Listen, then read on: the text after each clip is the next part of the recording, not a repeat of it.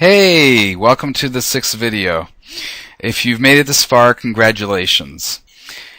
So in this final video, I just wanted to show you a couple of more options to fine-tune the area that you're going to end up machining. The first option is to essentially rescale our terrain in just one dimension. So we've been doing a three-dimensional scale up till now where everything gets scaled the same way, and so there's no distortion.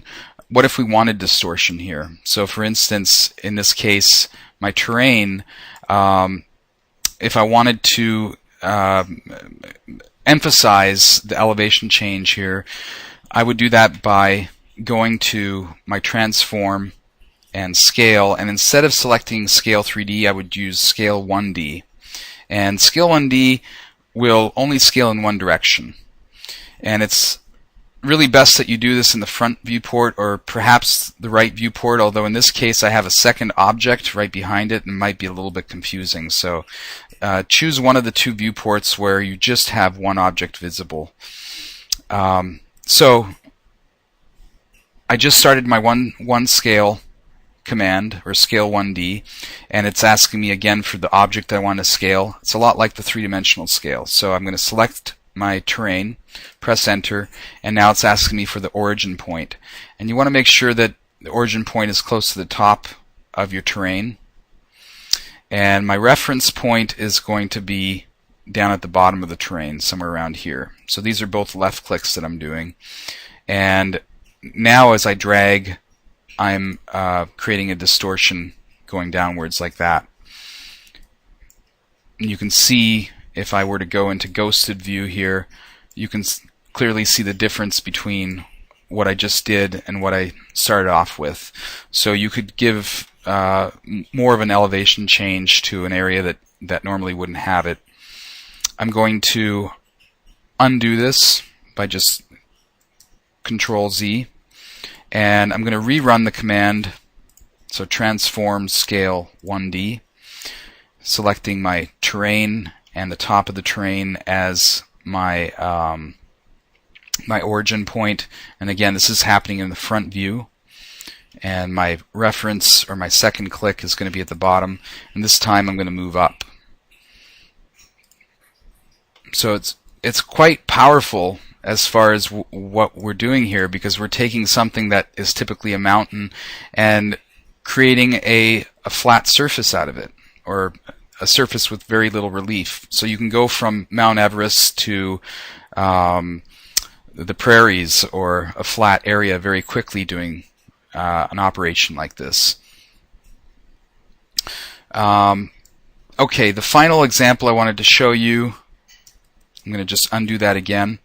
Let's say that there's an area in this terrain that I want to focus on. So I'm just maximize this and go into a rendered view. So let's say that this area in here is what I want to have machined. I'm not really interested in everything else. I want to sort of focus in on this area. How do I do that? Well, good question. Good thing you asked. The way you would do this is, or the way I would do it anyway, I would zoom in my perspective view so I can see that defining area.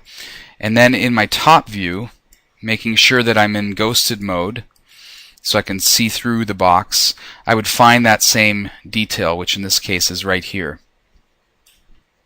Now keep in mind that the center of this box from the top view is where you start to see these two darker lines combine. That's the center right there.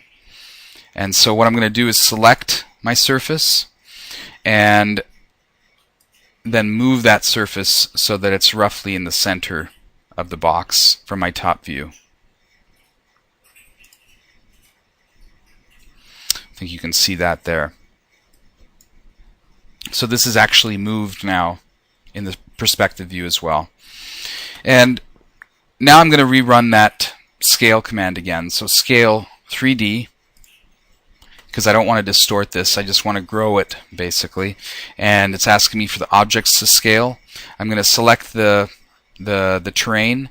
If by any chance you happen to select close to where the box and that surface lie, it's going to give me an option here to select one or the other, and you certainly want to select the surface. You don't want to be changing the scale of the box because that's sort of known at this point. And so now it's saying press enter when done, and it's asking me for an origin point.